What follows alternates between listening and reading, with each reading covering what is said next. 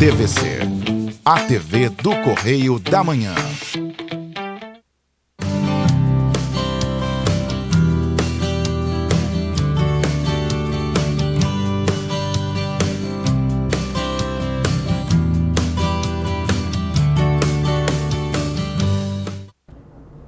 Oi, gente.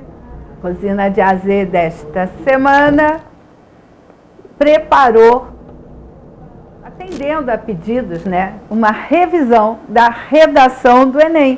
Por que redação? Primeiro que eu recebi dezenas de pedidos.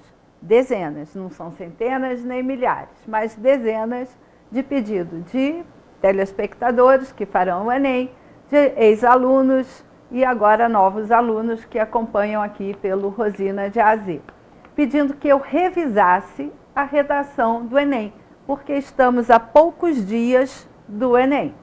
E é claro que eu vou atender aos pedidos todos, né? Estamos a poucos dias. Mas antes eu quero lembrar a você para divulgar que a TVC, a TV do Correio da Manhã, tem transmissões para Nova Friburgo, Canal 5, Teresópolis, Canal 21, Três Rios e Paraíba do Sul, Canal 3, e Pati de Alferes e Petrópolis, Canal 16. Mas se você ainda não assina uma TV, você não tem uma TV por assinatura, você pode acompanhar pela internet, no site do canal, TVC 16, Correio da Manhã, ou pelo YouTube, pelo Instagram, pelo Facebook, TVC Correio da Manhã. Gente, mas além das redes sociais, você pode ver a reprise do Rosina de AZ às sextas-feiras, 10h30 da manhã. E o original daquela semana, né, o novo programa da semana, você pode acompanhar aos domingos, 5h30 da tarde. E o WhatsApp, que eu disponibilizo aqui, é por onde você pode falar comigo, tirar suas dúvidas, fazer suas perguntas, mas eu sempre peço para a pessoa se identificar, porque a gente sabe que hoje em dia tem golpe de tudo quanto é jeito. Então, se identifique, eu sou fulano, acompanho o programa do Canal 16, da TVC, a TV do Correio da Manhã, e que tenho uma dúvida de português. Pronto, está ótimo. Se quiser dizer de onde você é, também eu fico muito satisfeita. Ou então você acompanha pelo meu Facebook, Rosina Bezerra de Melo, ou Rosina de A a Z. Bom, hoje, como eu disse, eu vou falar sobre a redação do Enem. E aí, vou até mudar para vocês prestarem bastante atenção. Primeira coisa que nós fazemos antes da redação, de começar a escrever, é o nosso roteiro. O roteiro é super importante porque a partir dele você organiza o seu pensamento, o seu cérebro sobre aquele assunto e o tema que você terá que tratar. Então, o que você separa? Qual é o assunto? Eu trouxe um exemplozinho, mas vamos ver daqui a pouco. Qual é o tema dentro desse assunto que eu vou defender? O que eu penso a respeito? Então, é o meu ponto de vista. O que eu penso a respeito desse? Bota lá uma frase. Sou a favor, sou contra, acho isso, acho aquilo, uma frasezinha. Quais argumentos? Se a redação for pequenininha, 20 linhas, você vai botar no máximo 2 argumentos. E aí você coloca lá, primeiro argumento, que é como você vai defender aquele ponto de vista, é o porquê você pensa assim, e um segundo argumento, porquê, ou uma prova, quando a gente diz, é uma fonte que prove aquilo que você está defendendo, né? Aquele seu ponto de vista. Ou um exemplo de um fato de domínio público, não pode ser o que aconteceu com seu vizinho se não saiu na mídia. Então tem que ser de domínio público. E quando eu falo mídia, não é mídia local, é mídia nacional. Então você tem que ter esse cuidado de, quando for dar um exemplo, você colocar coisas que já estão publicadas, tá? E você pode também fazer uma definição. Você define uma coisa e sustenta a sua posição a partir dessa definição. E, por fim, a conclusão, que geralmente a redação do Enem pede uma ideia de intervenção. Você não vai poder intervir numa situação nacional, mas você pode sugerir uma intervenção local, que é mais fácil de você conseguir que isso venha a se realizar. Então, eu vou começar dando um exemplo da introdução. O que é obrigatório e necessário numa introdução? Você tem que ter a contextualização, que é o assunto, tem que ter o tema, o que você vai tratar dentro desse assunto e o seu ponto de vista. A introdução, ela é pequena, no máximo 5 linhas, 3 frases, bem construídas, claro. Você não pode explicar pois, porquê, nada disso na introdução. Guarde isso para a sua argumentação.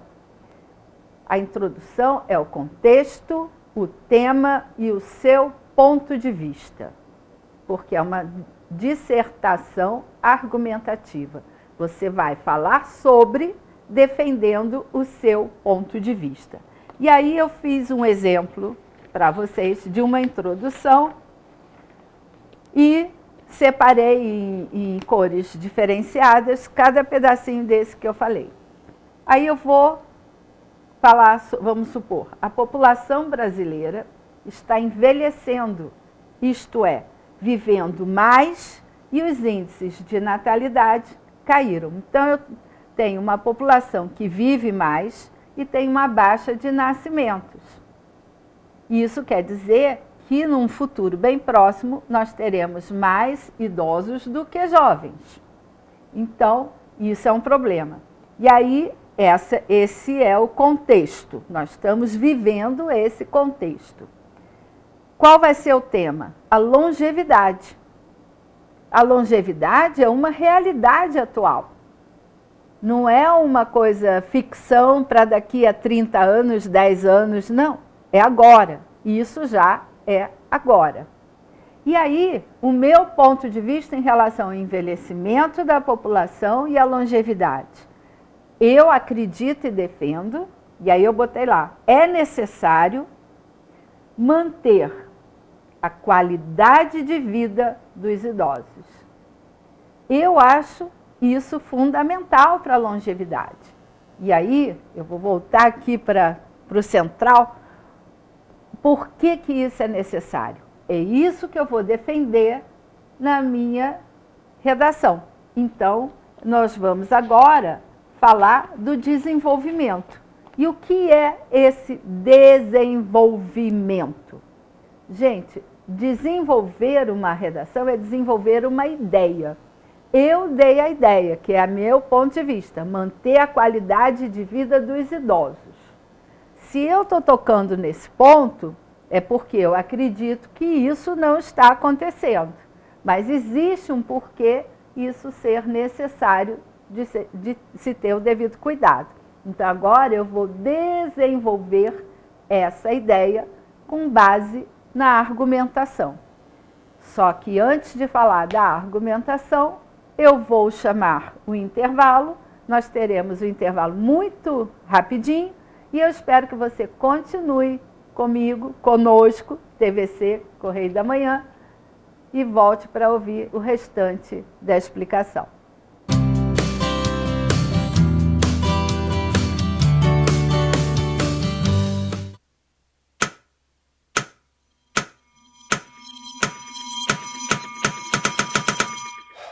Cara, o que a gente tá fazendo, hein? Vamos falar um segundo sobre a gente?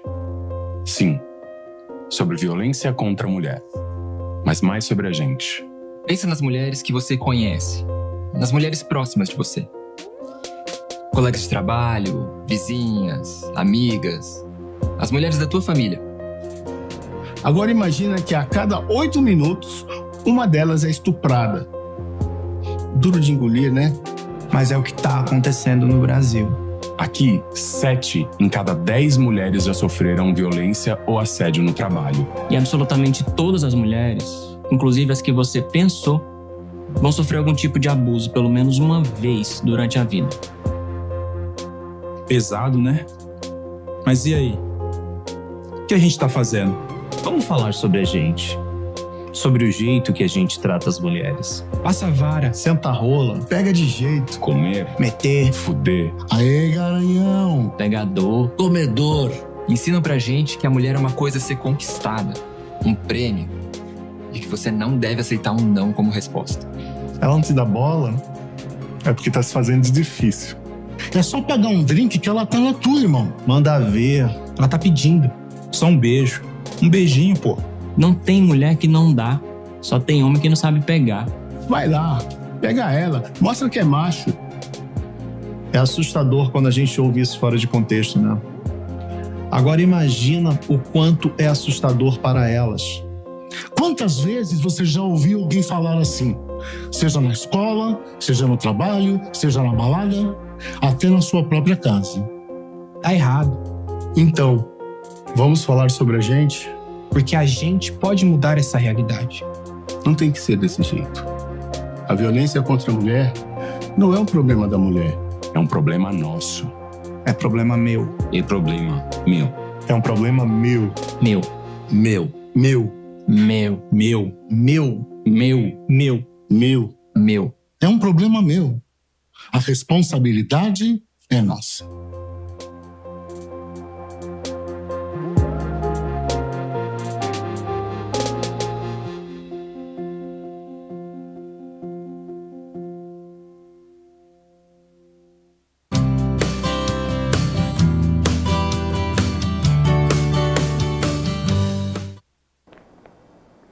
Voltamos agora com Rosina de AZ de hoje e neste segundo bloco eu vou explicar como é que a gente pode construir uma argumentação na redação do Enem. E aí, para relembrar o final do primeiro bloco, argumentar é defender um ponto de vista.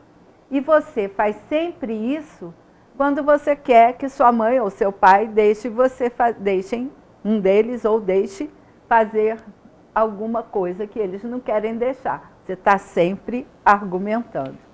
Bom, o que são os argumentos? O que eu tenho que fazer com esses argumentos? Eu preciso sustentar o meu ponto de vista. Eu tenho que explicar por quê, ou colocar provas, exemplos, e até esses exemplos precisam ser de domínio público. Eu não posso botar exemplos que as pessoas não conheçam, embora esse exemplo possa ser certo, mas não terá validade numa redação na qual você está sendo avaliado. Então vamos lá, eu vou dar um exemplo de argumentação e vou começar com uma prova. Lembra, no meu contexto, eu coloquei que a população estava envelhecendo e que esse envelhecimento populacional estava caracterizado por um aumento do tempo de vida, que é a longevidade. E aí eu começo assim: de acordo com os dados do IBGE, o brasileiro tem vivido, em média, 76,7 anos, contra os 57 dos anos de 1970. Então, em 1970, a idade média de vida era 57 anos. Poucos passavam dos 60 anos. A média para viver era morrer antes dos 50 ou logo com 60 e poucos. E agora, a média de vida é de 76 anos. Gente, pensa um pouco. São quase 20 anos de diferença no tempo de vida. Então, o brasileiro está vivendo mais, existe uma longevidade. É muito mais comum hoje nós ouvirmos notícias de celebração de 100 anos. Tudo bem, muito pouca gente vive 100 anos, ou mais de 100 anos. Mas isso está sendo mais possível do que antes. Então, vamos lá. E aí ainda, esse argumento, não terminei o parágrafo de argumentação ainda, mas é a primeira parte, porque não cabe tudo na lâmina, eu coloquei que isso estaria comprovando a longevidade. E aí eu estou continuando o argumento 1. A qualidade de vida nessa faixa etária depende não apenas dos cuidados com a saúde. Depende também, então, como também das emoções positivas vividas e com boas relações sociais e o sentido da vida. Então, eu tenho que juntar esses 3 fatores: saúde, experiências de emoções positivas e o sentido da vida. Então, esse argumento eu fechei. Não é só saúde, a qualidade de vida depende desses 3 fatores. Eu manter o sentido da vida, eu manter a saúde em condições de me dar capacidade de continuar vivendo e as boas relações sociais. Bom, aí nós vamos para o argumento 2. No argumento 2, eu começo: é comum o idoso sofrer de depressão e perda do sentido da vida. Em 2019, antes da pandemia, o IBGE divulgou um índice de 13% da população brasileira entre 60 e 65 anos com depressão. Esse era o índice de idosos deprimidos. Gente, isso antes da pandemia. Se nós pararmos para pensar, existe um índice que eu ainda não achei de idosos deprimidos pós-pandemia, sem falar nos jovens. A depressão foi muito grave nesse período. E aí eu continuo a minha argumentação nesse segundo argumento, continuando. As causas mais comuns são sentir-se inútil, solidão, o abandono familiar, morte do cônjuge, falta de perspectiva de futuro e a perda do sentido da vida. O que é a perda do sentido da vida? É tudo isso junto. Se você, porque às vezes você tem uma saúde fragilizada, você está diabética, você tem dor nas juntas, você está perdendo a visão ou está com dificuldade auditiva. Mas se você não se sente inútil, se você tem emoções positivas com familiares ou amigos fora da família, se você consegue se incluir num grupo, pode ser um grupo de tricô, como tem o Crochê Migas, pode ser num grupo de oração, pode ser numa atividade artesanal, você pode procurar uma segunda profissão, você mantém um sentido para a sua vida, porque você mantém uma perspectiva de futuro. Então, por isso eu usei essa argumentação. É claro que aqui é um exemplo, e eu estou num programa curtinho, eu não poderia desenvolver 300 milhões de ideias e de argumentos. Mas você tem que prestar atenção que eu não fiquei citando coisas da minha cabeça. Eu fui buscar causas que são publicadas, inclusive, em sites como o do IBGE. Tem do Ministério da Saúde, falando do índice de depressão entre os brasileiros, que é um dos maiores do mundo.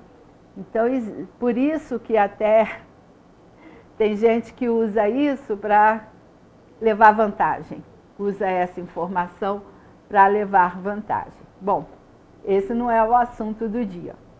E aí, agora, eu já coloquei 2 argumentos, eu vou fazer a minha conclusão.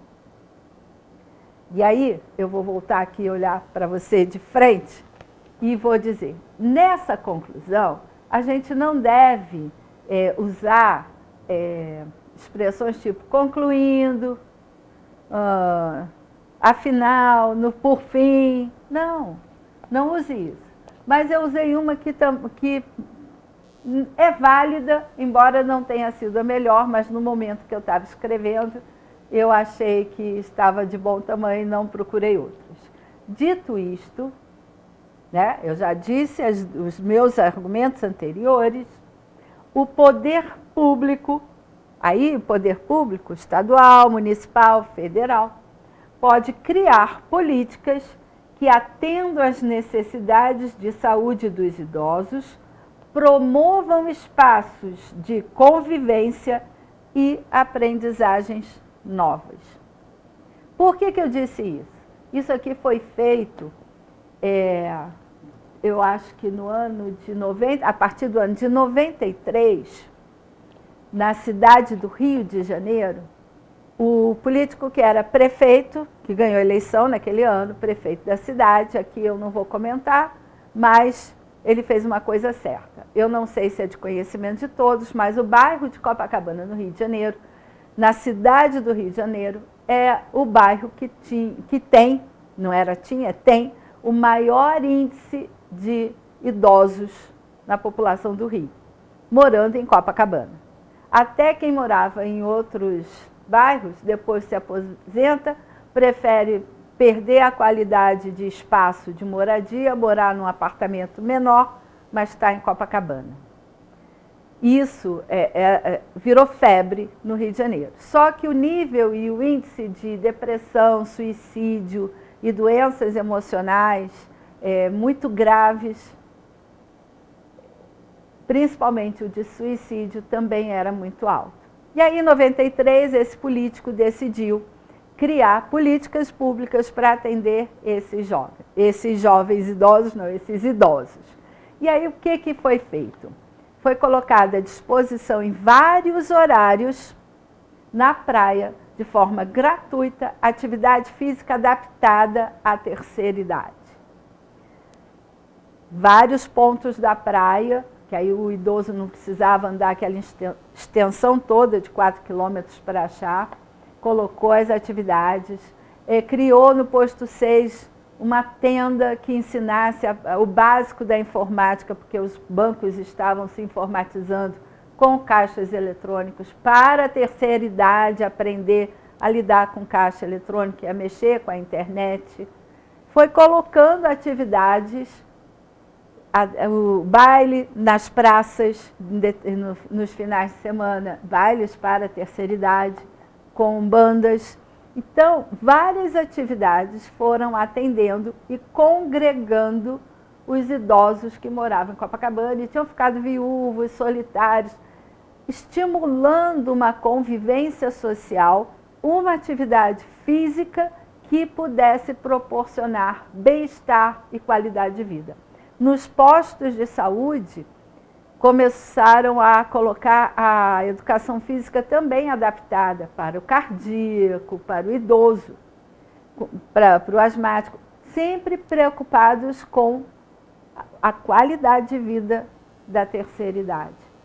Até que colocaram na praça os equipamentos de ginástica, sempre que tem horários, e muitos horários orientados por professores de educação física pagos pela prefeitura. Geralmente eles são concursados. Eles já fazem parte do quadro de professores de educação física da prefeitura. Isso foi, assim, um diferencial e reduziu demais o índice de suicídio entre os idosos. E a partir daí virou febre as escolinhas de tudo para todas as idades, umas particulares, como escolinha de vôlei por algum jogador de vôlei famoso, ou de surf, tem até surf adaptado, etc. Mas começou com esse cuidado para o idoso. Então, gente, existem formas. Eu usei esse tema porque isso me chamou muita atenção dentro do bairro de Copacabana e acabou se espalhando para outros bairros no Rio de Janeiro. Como eu não moro mais no Rio de Janeiro, eu não posso dizer ao telespectador como é que está acontecendo isso no momento. Infelizmente, muitas políticas públicas de qualidade que fizeram muito bem à população foram sendo cortadas ao longo desses anos, né? Já 93 para 22 tem 30 anos. Então, é uma pena. E aí, antes de finalizar, eu trouxe para vocês sugestão de temas. E aí eu vou falar e explicar bem olhando nos olhos de vocês. Quais são as minhas sugestões de tema? Liberdade de expressão ou liberdades individuais? Porque esse tema foi falado durante 4 anos, nos últimos 4 anos. Eu acho que ele pode entrar como uma forma de refletir sobre as liberdades. Depois, o impacto da pandemia na sociedade. Isso eu acho também que é um problema que nós vivemos e qual o impacto disso na sociedade, principalmente no emocional e no econômico da sociedade. Aí eu não sei qual o foco que eles vão pedir que você dê na sua redação. Aí eu só estou dando sugestão. Isso aqui é palpite. Eu estou palpitando e vou continuar palpitando. Então vamos lá. A cultura do cancelamento virtual, no meio virtual. Gente, isso põe as pessoas em depressão. Isso se chama intolerância. Se eu não concordo com você, eu cancelo você. Isso é um absurdo. Cadê a tolerância? Cadê a tal democracia que o pessoal vive assinando cartinha, falando democracia, democracia, democracia? Eu acho que foi a palavra mais usada durante o ano. Democracia é você respeitar o outro, cada um tem uma opinião. Pelo amor de Deus. Faz parte da democracia, né? Porque a democracia é o governo do povo, pelo povo e para o povo. Mas incluíram liberdade dentro da democracia, eu vou explicar. O combate à depressão na sociedade, isso é uma possibilidade de tema. E aí eu já fiz uma bem rapidinho para vocês. Evasão escolar e suas consequências. Foi trágico a questão da pandemia e principalmente a questão econômica provocada pelo lockdown, pelo fecha tudo, economia, a gente vê depois. Eu acho que agora eu posso falar o que eu penso. Então, como as eleições já acabaram, eu acho que eu posso falar o que eu penso.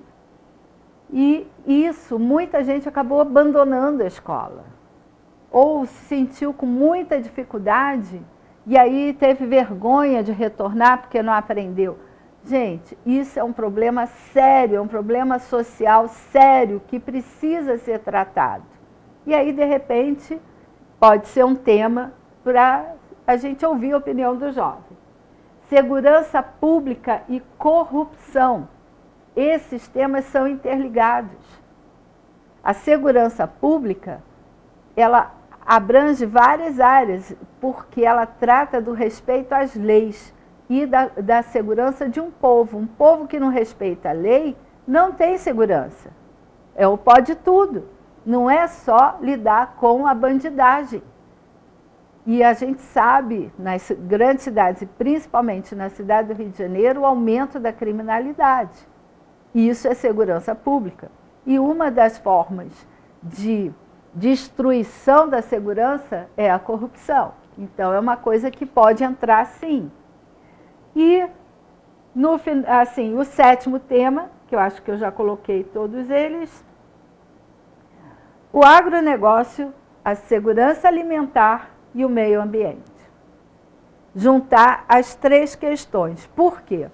O agronegócio brasileiro é invejado, literalmente invejado, no mundo todo.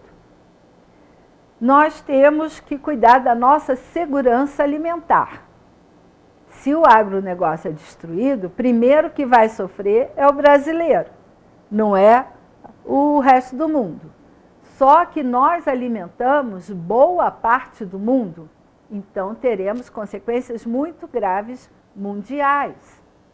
Não pensem que isso é brincadeira, não. Nós temos uma guerra acontecendo, é fora do Brasil, mas reflete no mundo todo, não, no planeta todo. E a questão do meio ambiente. Aí eu vou comentar com vocês que a NASA publicou um relatório, bem pouco tempo, acho que no início do ano ou no final do primeiro semestre, mostrando o quanto de território cada país no mundo usa para a sua produção agrícola. Quem usa menos é o Brasil, estava em 7 ponto alguma coisa. O território brasileiro é muito pouco usado para alimentação, para os grãos, para o agronegócio. E a França usa mais de 60%. Só que ela quer preservar a agricultura dela e apontar, né, para não olharem para o que ela faz de errado, ficar apontando o dedo para quem está fazendo certo, né?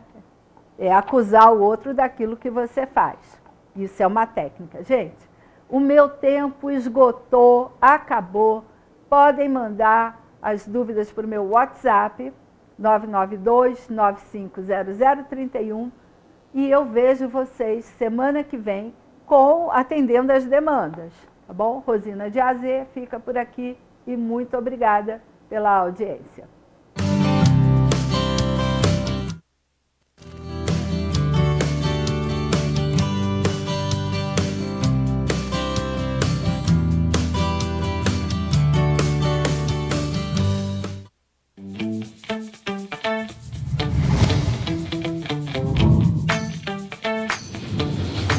TVC, a TV do Correio da Manhã.